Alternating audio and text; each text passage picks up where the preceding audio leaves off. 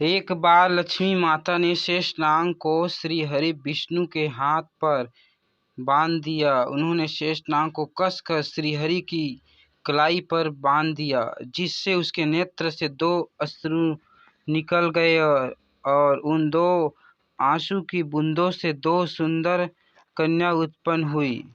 उनमें से पहली कन्या का नाम सुनैना और दूसरी कन्या का नाम सुलोचना रखा गया। सुनैना का विवाह मिथिला राज्य के राजा जनक से किया गया। सुलोचना का विवाह देवराज इंद्र के पुत्र जयंत से निश्चित हुआ। लेकिन जब सुलोचना को पता चला कि असुरों के सम्राट रावण के पुत्र मेघनाथ ने इंद्र और उसके पुत्र जयंत को हरा दिया है, तो सुलोचना को मन ही मन मेघनाथ से प्रेम हो गया और मेघनाथ भी सुलोचना के सौंदर्य पर मुग्ध हो गया और दोनों ने विवाह कर लिया। जब नागराज शेषनाग की यह बात पता चली तो उन्होंने सुलोचना को क्रोधित होकर यह श्राप दिया कि तुमने जिस अधर्मी को अपना पति चुना है, उसका वध त्रेता युग में मेरे ही हाथों होगा। इस श्राप के कारण मेघनाथ का वध शेषनाग ने लक्ष्मण का रूप धर कर किया। शूर्पणखा की नाक शेषनाग के अवतार लक्ष्मण जी द्वारा काटी गई, जिससे उसके भाई रावण ने भगवान राम की पत्नी सीता का हरण कर लिया।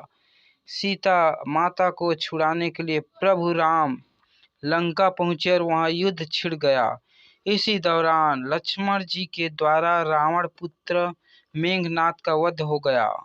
वध के पश्चात मेघनाथ का हाथ सुलोचना के समक्ष आकर गिरा। सुलोचना ने सोचा कि पता नहीं यह उसके पति की भुजा है या नहीं, अतः उसने कहा, अगर तुम मेरे पति की भुजा हो तो लेखनी से युद्ध का सारा वृत्तांत लिखो।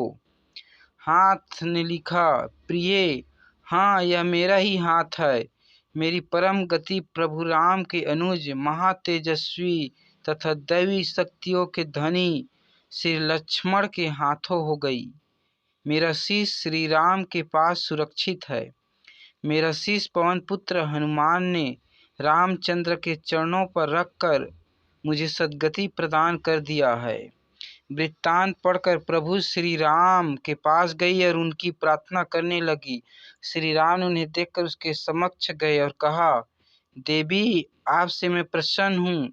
आप बड़े ही पतिव्रता है, जिसके कारण ही आपका पति पराक्रमवान था। आप कृपया अपना उपलक्ष्य कहे। सुलोचना ने कहा, राघवेंद्र, आप तो हर बात से अवगत है। मैं अपने पति के साथ सती होना चाहता हूँ और आपसे उनका शीश देने का आग्रह कर रहा हूँ।